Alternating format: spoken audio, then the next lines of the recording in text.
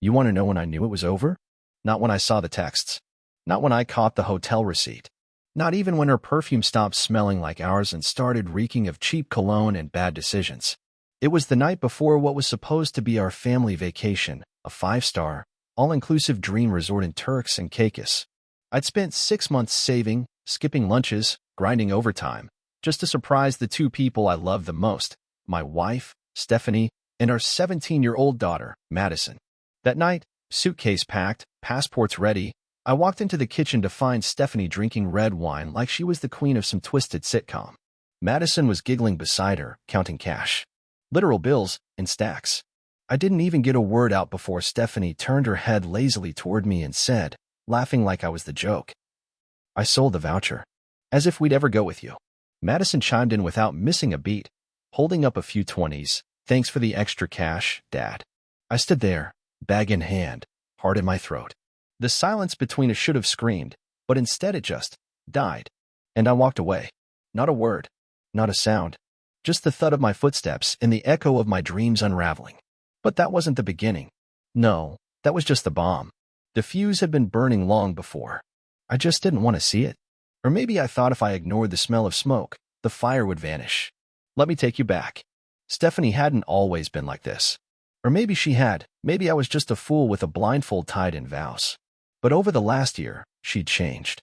Cold. Sharp. Her eyes scanned her phone more than they ever scanned my face. Dinners became excuses. Mornings started with her already gone. Nights ended with me asleep alone. I chalked it up to stress. To phases. God, how dumb was I? One time I asked her if she was okay. She looked me dead in the face and said, "If I wasn't, you think you'd be the one I'd tell?" Yeah, that kind of cold. But even then, I trusted her. Isn't that the worst part?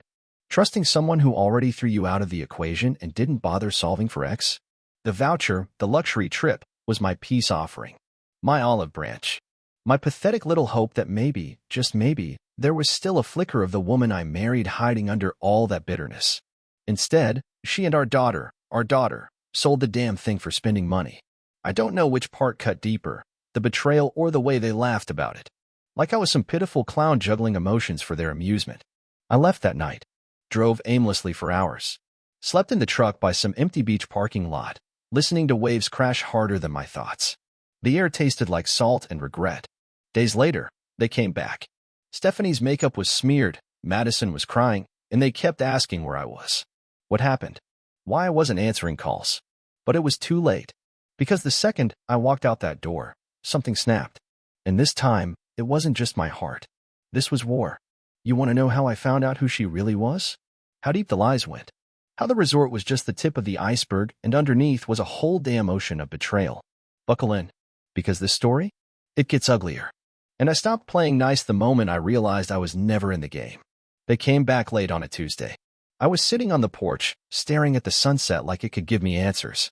Stephanie walked up first, dragging her Louis Vuitton knockoff behind her, heels clicking like she was returning from a fashion shoot. Madison followed, sunglasses still on, chewing gum like the world owed her something. Neither of them said a word until they noticed the locks had changed. Stephanie blinked, then forced a laugh. Seriously, Jake? I didn't say a damn thing. Just sipped my coffee and kept looking forward. She tried again, this time louder. Jake, what is this? Some kind of pathetic tantrum. That was her word. Tantrum. Like I was the child in this scenario. Madison folded her arms. Okay, but you could have at least told us before acting like a psycho.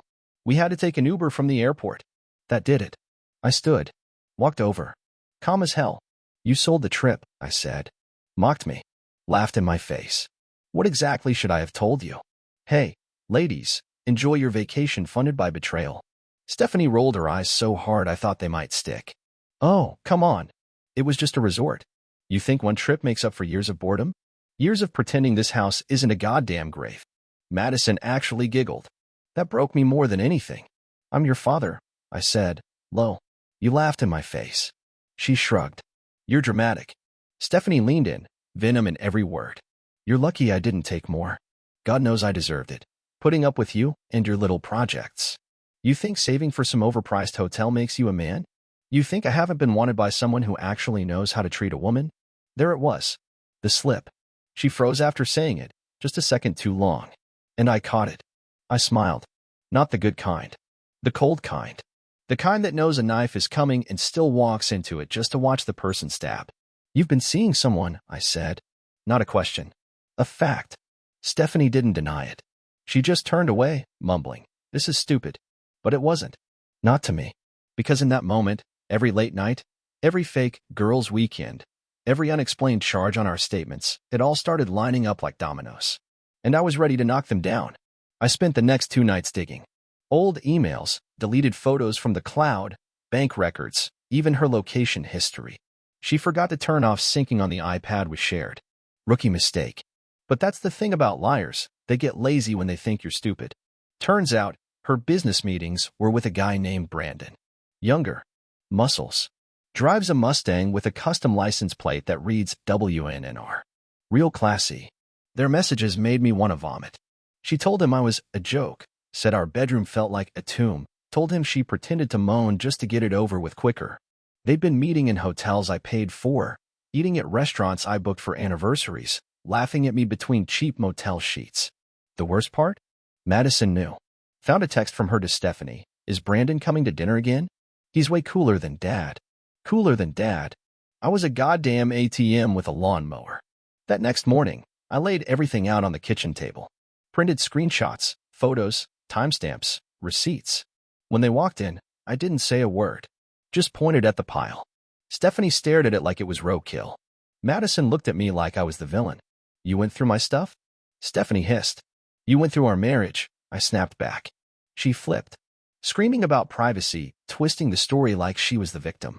Said if I had paid more attention, she wouldn't have had to look elsewhere.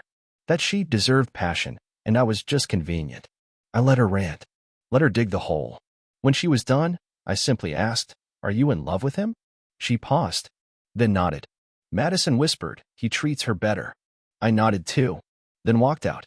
Not to cool off. Not to take a breath. To see a lawyer. Because this wasn't a marriage anymore.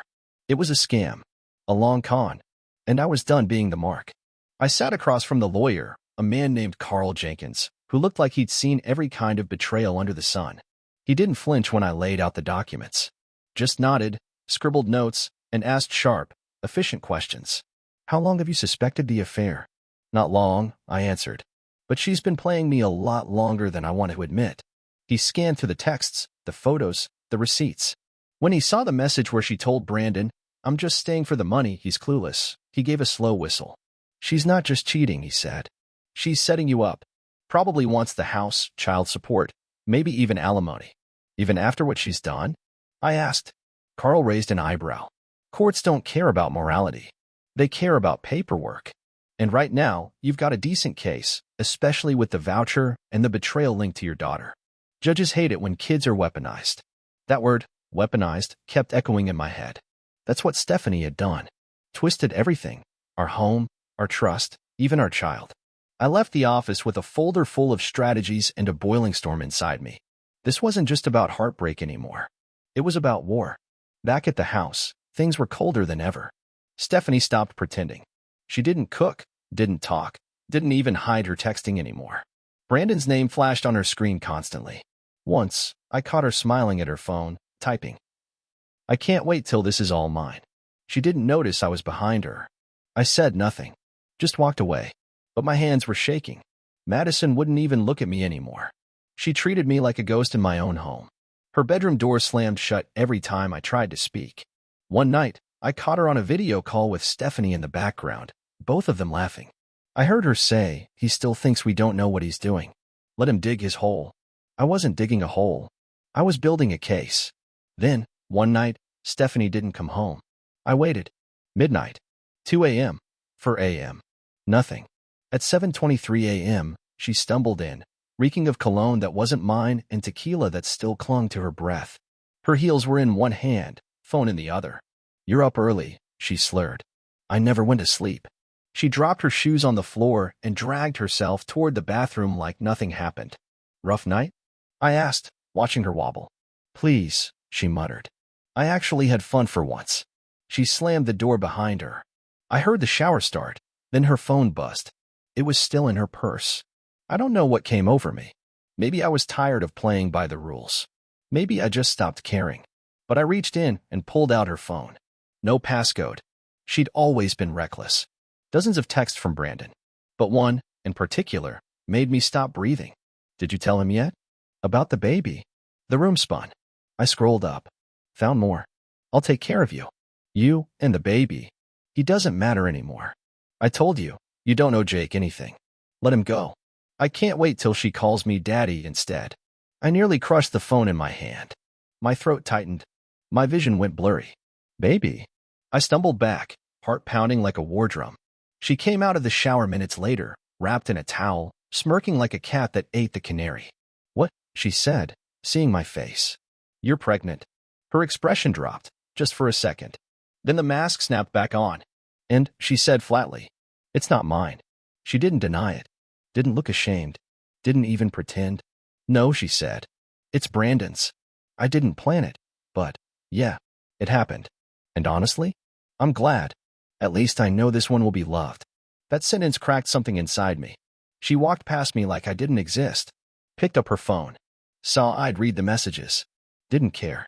You want to make this ugly? She said. Go ahead. I'm not afraid of you. Courts love mothers. Especially ones with babies. She was right. They did. But I had something she didn't. Proof. Time. And a storm brewing inside me that she couldn't even begin to measure. And it was about to hit. 3 days later, Stephanie served me divorce papers. She didn't do it herself, of course. She sent some smug delivery guy to hand them to me while I was in the middle of changing the oil on her car. Yeah, her car, the one I paid off 2 years ago. The guy looked uncomfortable, muttered something about good luck, and walked off like he was handing me a bomb. Inside the envelope, it was worse than I imagined. She wanted full custody of Madison, alimony, child support for the new baby she admitted wasn't mine, and the house. The damn house. My house. I sat on the garage floor, black oil on my hands, reading the document like it was fiction. She even had the audacity to claim emotional abuse and neglect, painting me as some deadbeat husband too busy with tools to notice her cry for connection. I laughed. Not a real laugh. The kind that starts in your stomach and tastes like gasoline. Stephanie thought I'd fold. Thought I'd roll over like I always had. Thought I'd hand her my spine, my wallet, and my name like they were wedding favors. But she underestimated one thing. When a man loses everything, he stops playing fair. I hired Carl full-time. Told him I didn't care what it cost. I wanted blood. Not just a clean split. I wanted her lies exposed. Every text. Every photo. Every payment Brandon ever made with my money. Carl grinned. It'll get messy, he warned. Good, I said. Make it messy. Make it burn. Turns out, Brandon had a record. Not surprising, considering the Mustang license plate. Assault charge. DUI. Even a restraining order from an ex-family court loves that. Carl built the file like an executioner polishing an axe. Meanwhile, in the house, Stephanie acted like nothing was happening. Still stomped through the kitchen in her heels, still tossed wine corks in the sink, still FaceTimed Brandon on speaker like I didn't exist. One night I overheard her say, "Don't worry, babe, he's soft. He won't fight me on anything." I was soft. Once. That night, I took everything from the safe, birth certificates, tax records, photos, even the letter Stephanie wrote me before our wedding where she promised to stand by me forever, and I made copies. Then I made more copies. Digital. Paper. Flash drives. Cloud backups. I was going to drown her in the truth. The moment that flipped everything came 2 weeks later. I got a call from Madison's school. The principal wanted a meeting. Said Madison had been skipping classes, showing up late, mouthing off to teachers. None of that surprised me, but when I showed up, he handed me a note Madison had written during detention. I read it once. Then again. I still have it. I don't know why she hates him so much. He's the only one who's ever showed up for me. But she says he's pathetic. Says I'll understand one day. I don't think I want to. I didn't cry. Not in that office. But something cracked in my chest, like ice splitting down the middle. Madison still saw me. When I got home, I waited for Stephanie. She was in the backyard talking to her sister, Ashley. They were laughing, drinking wine, barefoot in the grass like they didn't just set fire to my life.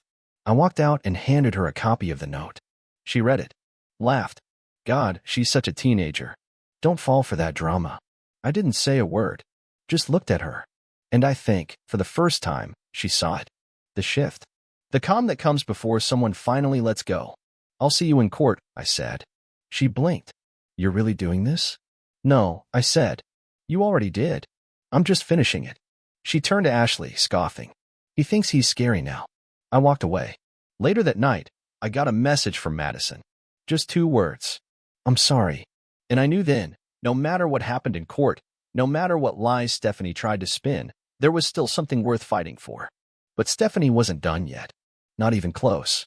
Because 3 nights later, Brandon showed up at the house. Drunk. Loud. Beating on the front door like he owned the place. And what he said through that door. It changed everything. It was just past midnight when the banging started. Heavy fists, pounding on the front door like it owed him money. I was in the living room, half asleep on the couch with a baseball game on mute, whiskey in one hand, divorce folder in the other. My heart didn't even race. I already knew who it was. Brandon. Drunk. Stephanie had left earlier that night wearing a dress too short for the weather and perfume thick enough to choke a room. I figured she was with him, but I didn't expect him here. Not this loud. Not this angry. Open the damn door, he shouted, voice slurring. I know you're in there, Jake. Be a man. I didn't move. The porch light buzzed above his head, casting him in a flickering yellow glow. He looked exactly like I pictured, red-faced, sweaty, cocky, and hollow behind the eyes. The kind of guy who peaks in high school and gets addicted to the sound of his own engine. He kicked the door. Where is she? That snapped me out of it. I got up, cracked the door just an inch. She's not here, I said calmly. Bull, she told me she'd meet me. She's not answering, and I know she's hiding in there. Tell that lying little tease to come out. Something in me snapped. Not because he called her a tease, but because for a moment, just a damn second, I saw the future. This was the man who might raise the kid that could have been mine. The guy who wanted to step into my life, my house, my family. And he couldn't even keep his shirt buttoned or his hands to himself. She's not here, I said again. Go home. But he shoved the door. You think I'm scared of you, you washed-up piece of ass. I didn't let him finish. Door flung open, fist met jaw. Fast, clean, bone to bone. He stumbled back, hit the porch railing, and collapsed like a bag of trash. I didn't feel satisfaction. Not pride. Just relief. Like a valve had finally released. Call the cops, I said, pulling out my phone. Or I will. He groaned, trying to stand. That's when I saw the bruise on his neck.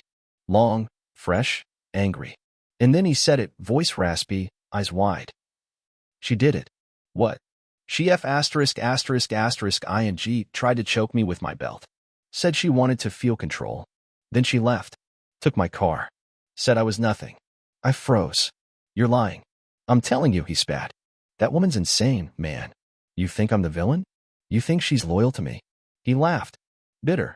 Broken. Blood on his lip. She plays everyone. You, me, your daughter. She even told me she'd make you pay child support for my kid. Said you were pathetic enough to do it. I stood there, stunned. Brandon looked up at me from the porch like a dog kicked too many times.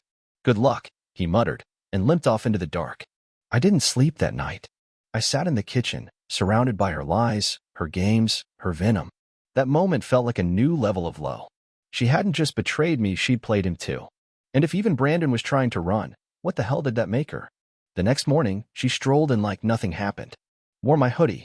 Made my coffee. Hummed some pop song off-key. I watched her.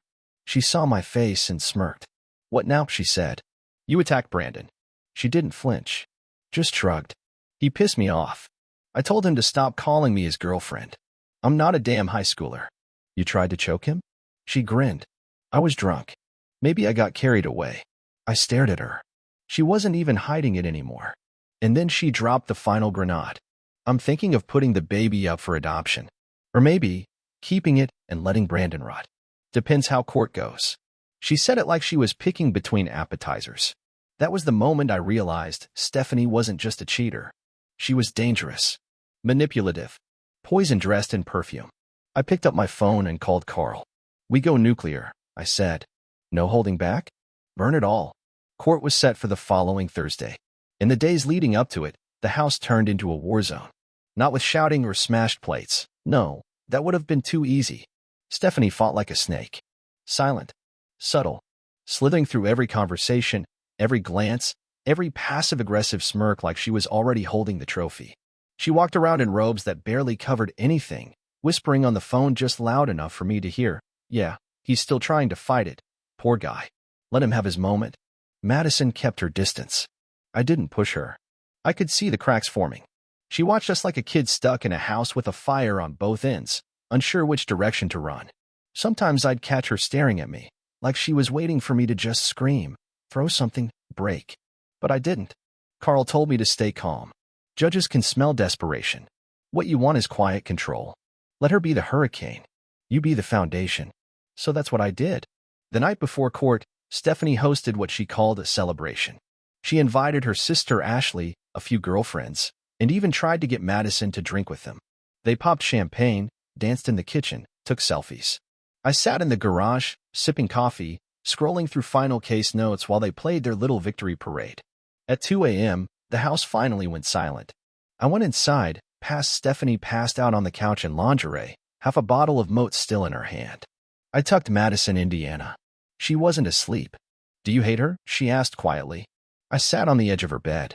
No, I said, but I don't love her anymore. She was silent for a long time, then whispered, I think she's sick. I nodded. She rolled over. I want to live with you. I didn't cry. I wanted to. God knows I did. But I just squeezed her hand and said, one step at a time. Thursday came. Court was brutal. Stephanie showed up in white. Of course she did. Like it was her wedding day, and I was the dead groom. Her lawyer, a shark in heels, tried painting me as a cold, distant husband, emotionally unavailable, borderline negligent. She called me controlling, said I was financially manipulative, that I used money as a leash. But Carl? He was a goddamn surgeon. He brought the texts, the photos, the messages from Brandon, the pregnancy lies, the choking incident, the night she left our daughter alone to party with strangers. Even a witness, our neighbor, Mike, who testified that he saw Brandon stumbling drunk through our backyard yelling Stephanie's name. Stephanie's mask started to crack. She rolled her eyes on the stand, smirked, got snappy. The judge didn't like that. And then Carl pulled out the final piece, the note Madison wrote in detention. Stephanie's lawyer objected. The judge allowed it. When he read it out loud, the courtroom went dead quiet. He's the only one who's ever showed up for me. Stephanie didn't look at me. She just picked at her nails like none of it mattered. But Madison cried. I didn't know she was even in the room. She stood up, walked out. I wanted to follow her, but Carl whispered, stay. This is it. After hours of arguments, the judge called for a recess. We sat outside. Stephanie lit a cigarette, looking bored. You think that was cute? Playing the hero? You're not getting custody. I didn't respond. She leaned closer. You're gonna regret this. I don't care if Brandon's gone. There'll be another. You'll always be just the boring one. I smiled. Good, I said. Boring wins in court. The ruling came in after lunch. I got the house. Joint custody with primary residence, Madison chose me. No alimony. No child support. And a mandatory psychological evaluation for Stephanie, especially considering the pregnancy and Brandon's statement. Stephanie didn't speak. She just stood, shook her head, and walked out like none of it stuck. But I saw it. She was hollow now. She'd spent years building this image, this control, and I'd shattered it in front of strangers. And as I walked out with Carl, papers in hand, I heard Madison call after me, Dad. She ran up, hugged me. Tight. Like she hadn't in years. You did it, she whispered. No. We did. We moved out 2 weeks later. Not because I had to. The house was mine now, by law, by paper, by fire earned through hell. But I didn't want to stay in that place. Every room felt like it held a whisper from Stephanie. Every hallway remembered something I didn't want to replay. Madison didn't argue. She packed fast, like she'd been waiting for the chance to start over. I found a quiet rental a few towns over, near her school, close to a park, far from everything that used to be us. The first night in the new place, it was just me and her. Takeout containers on the floor. No TV, just a couple of boxes and a Bluetooth speaker playing some soft playlist I didn't recognize. She looked at me between bites of lo mein. So what happens now? She asked. I thought for a second. We breathe, I said. Then we rebuild. Stephanie still tried, of course. She sent messages, calls, legal threats.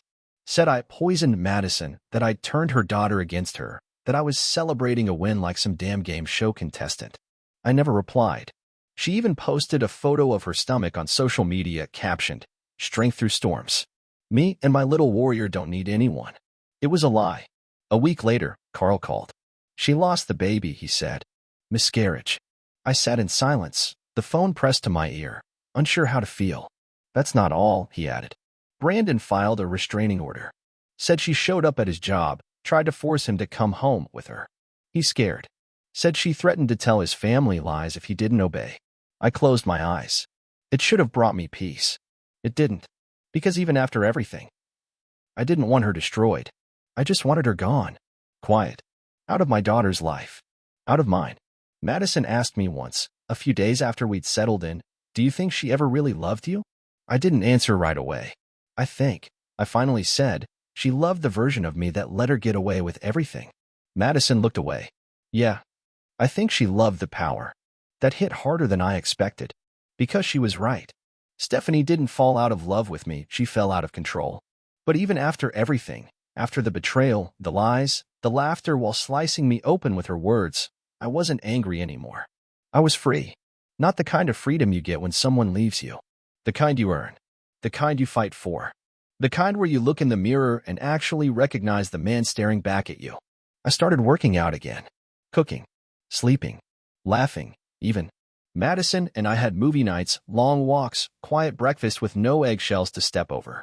One day, we passed a couple in the park, young, holding hands, beaming like they were the only ones who mattered. Madison looked at me and said, "You'll find someone better." I smiled.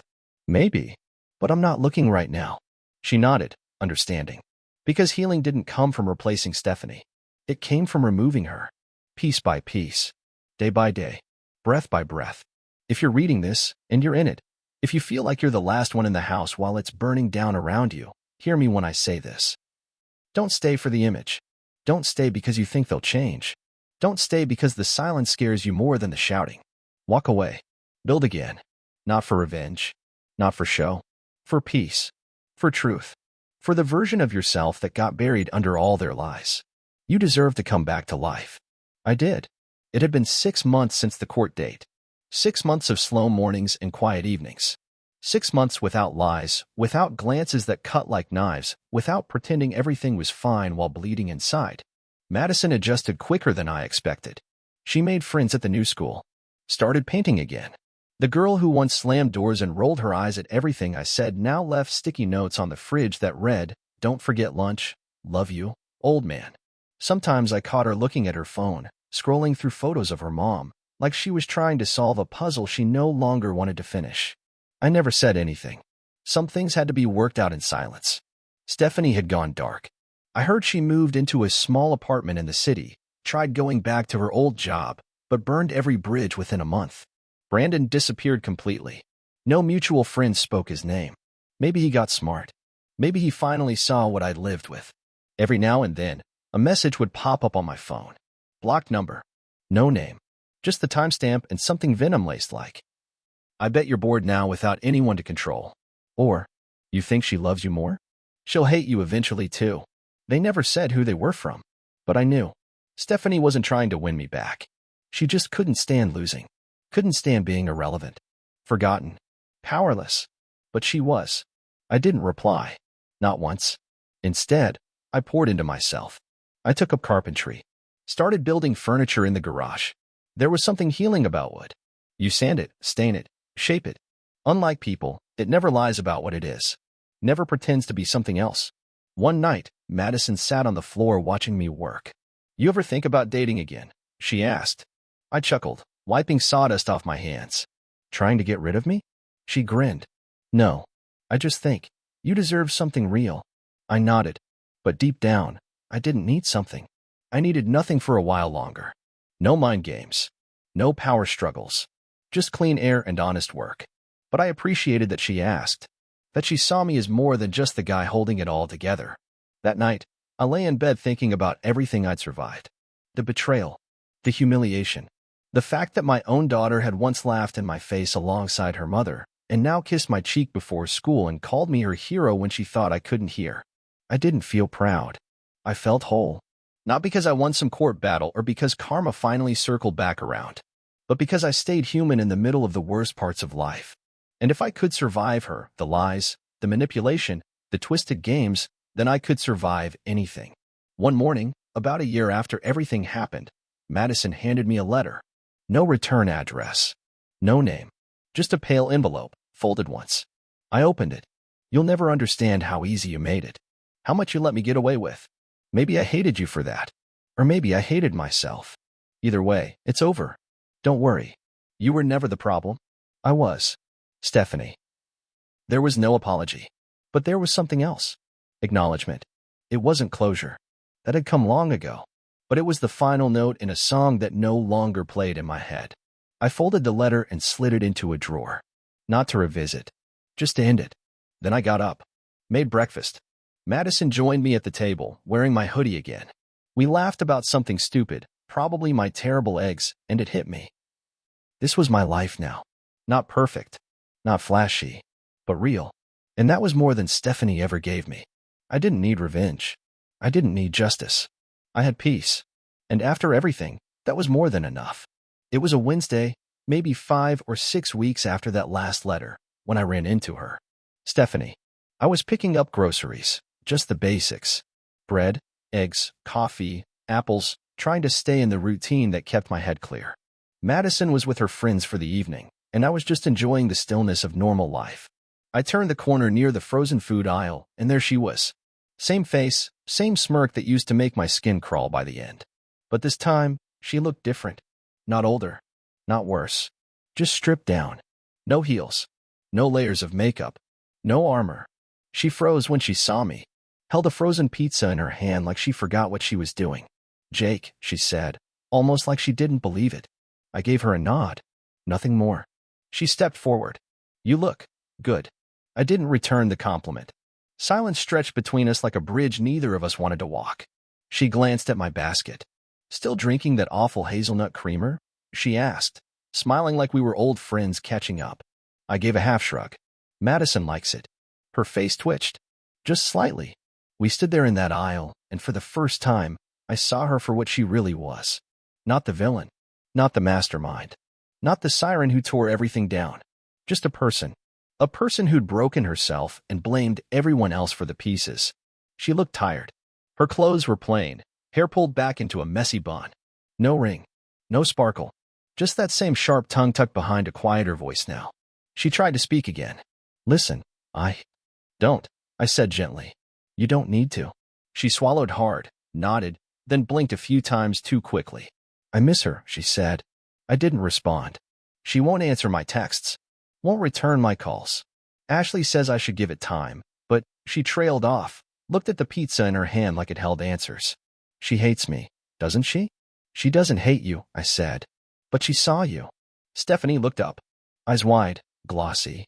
I didn't mean for it to go that far, she whispered. With Brandon. With everything. I felt invisible. I nodded slowly. And you made sure I felt the same. We stood in that silence again, heavier now. I'm not looking for forgiveness, she said. Good, I replied. Because I'm not offering it. That wasn't anger. That wasn't bitterness. It was just a fact. She nodded once, then pushed her cart past me without another word. I stood there a while longer, staring at a bag of frozen peas like they might give me some deep insight. But I didn't feel rage. Or hurt. Or even pride. Just quiet. She left. I paid for my groceries. Got in the car. Drove home through the same streets we used to drive as a family, but this time, they looked different. Cleaner. Wider. Like they'd been waiting for me to see them clearly. That night, Madison came home around 9. She tossed her backpack on the couch and asked, anything happened today? I almost told her. Almost. Instead, I smiled. Nope. Just picked up your weird creamer. She grinned. The hazelnut one? Of course. She made tea while I put the groceries away. We didn't talk about Stephanie. We didn't need to. That chapter was closed, burned, buried, and sealed shut with court papers, bruised memories, and the kind of lessons that don't come cheap. As I watched Madison stir her tea, humming a tune I didn't recognize, I realized something. She wasn't just healing. We both were. And maybe love didn't look like what I thought it would. Maybe it wasn't romantic or passionate or wild. Maybe it was this. Peace in a quiet kitchen. Trust rebuilt one day at a time. A home without poison in the walls. It wasn't flashy. It wasn't loud. But it was real. And it was mine. A few months later, spring rolled in like it had something to prove, sky clearer than usual. trees blooming like they were showing off. For the first time in years, I actually noticed it. Not just saw it, felt it. Madison had picked up photography, borrowed one of my old cameras, and started taking pictures around the neighborhood, mostly flowers, cracked sidewalks, strangers' dogs.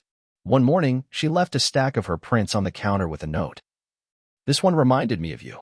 I flipped through them, smiling at a crooked stop sign, a broken fence, and then found it, an old tree stump, covered in moss, with a small green shoot sprouting right through the middle. It hit harder than I expected. Later that day, I was fixing the railing out front when I saw her car. Stephanie's. She pulled up slowly, parked at the curb, didn't get out. Just sat there. I wiped my hands on a rag, walked to the edge of the yard, and waited. Eventually, she rolled the window down. "I'm not here to start anything," she said quickly. I nodded. "Didn't think you were." She looked older. Not in a bad way, just real. The performance was gone. No fake lashes, no dramatics, no costume jewelry clinking when she moved. Just her. Quiet.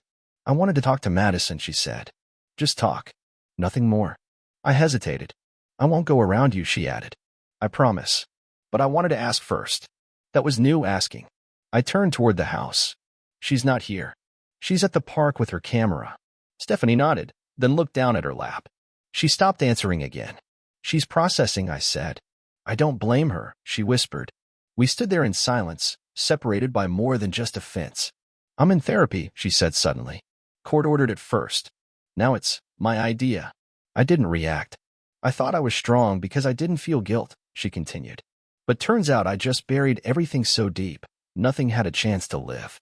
She looked up, eyes tired but honest. "You didn't deserve what I did to you. Any of it. And the fact that you didn't let it make you cruel, that's what really haunts me." I didn't know what to say, so I just breathed. That used to be hard around her. "Tell Madison I came by," she said, starting the engine. "No pressure. Just that I'm trying." She drove off slow. No dramatics. No parting shot. Just gone. That night, I told Madison. She didn't say much. Just nodded. The next day, she left the house early. Said she had somewhere to be. When she got back, she looked tired but different. Her eyes red, but not broken. "Did you see her?" I asked. Madison nodded. Sat at the table, picked out a granola bar like it was made of glass. "I told her I don't trust her," she said. "But I don't hate her either." "That's fair." She glanced up at me. "I'm not sure what comes next." "Neither am I," said. "But we don't have to know. We just have to keep moving." We sat there, quiet again. But it wasn't the heavy silence anymore. It was the kind that made room. For healing. For change. For something better. Weeks passed. Then months. Stephanie stayed on the fringe, sometimes texting Madison, sometimes hearing nothing back. She didn't push. I started getting calls about side carpentry jobs. People wanted custom tables, benches, shelves. It wasn't a career, but it was something. Honest work. My hands, my sweat, no lies attached. One evening, Madison came home with a framed photo. The tree stump again. Only this time, the green shoot had grown taller, surrounded by more shoots, tiny ones, pushing through cracked bark. "I think we're past the stump now," she said, grinning. I hung it in the kitchen, right above the sink. So every morning, as the water ran and the sun crept in, I'd look at that photo and remember. We didn't just survive. We started over. And somehow, in the quiet aftermath of hell, that was everything. 1 year to the day after the court hearing, Madison and I sat on the back porch, watching the sky shift from gold to soft purple. She had a root beer in her hand. I had black coffee. Even in the heat, I couldn't let it go. She looked older now. Stronger. Not in the grown-up too fast kind of way. More like someone who'd been through the fire and came out knowing who she was. "Crazy what can change in a year," she said. "Feels longer," I replied. She leaned back in the old creaky chair I'd rebuilt, the one Stephanie used to say was trash. Funny how things with cracks in them held together better than people who pretended they were flawless. "You ever think about the what-ifs?" Madison asked. "Like, if she never cheated? If none of it happened?" I took a breath. Let it sit. "I used to," I said. "All the time. I'd rewrite whole days in my head. Think maybe if I'd just been different, softer, tougher, whatever, maybe it would have gone differently." She nodded slowly. "But then I realized," I continued, "you can't win a game that was rigged from the start. I could have bent myself backward, forward, sideways, and it still would have ended the same." Madison watched a bird land on the fence. "Do you hate her now?" I shook my head. No, I pity her. That's worse. We sat with that truth. It didn't sting like it used to. It just was. A breeze rolled in, carried the scent of fresh-cut grass and late spring. There was no tension, no eggshells, no pretending. Madison turned to me and smiled. I'm glad I stayed with you. I smiled back. Me too. Inside, the house was quiet. Clean. Not perfect, but ours. A shelf held her photos. My tools sat in the corner, next to a new project I hadn't told anyone about yet. A table. Big enough for three. I didn't know why I was making it. Maybe I just liked the space. Maybe I was finally open to something new. As the sun dipped below the horizon, I realized I wasn't waiting anymore. Not for closure, not for revenge, not even for forgiveness. Stephanie would always be a part of my story, but she wasn't the ending. She was the turning point. And the rest, the peace, the healing, the quiet, the love that actually meant something. That's mine now. All of it. And I wouldn't trade it for the world.